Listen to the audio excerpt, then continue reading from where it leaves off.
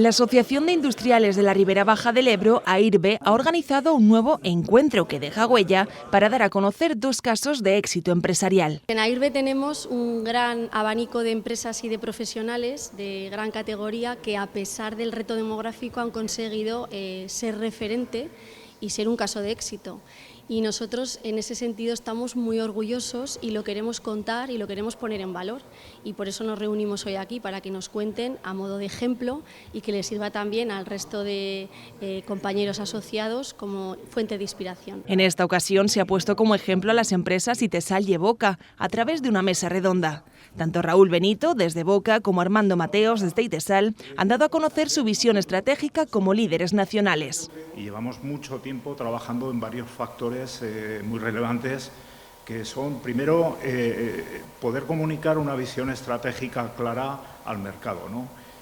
Llevamos desde el primer día trabajando en arquitectura a través de nuestros almacenes, diseño, distribuidores, y esa visión la estamos trasladando al mercado a partir de nuestro propósito y nuestros valores. Y a partir de ahí tenemos que lanzar una coherencia con todo ese mensaje, ¿no?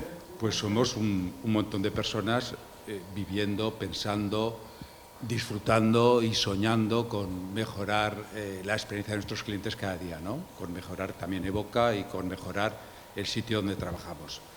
Y lo hacemos pues tomándonos lo profesional como algo personal.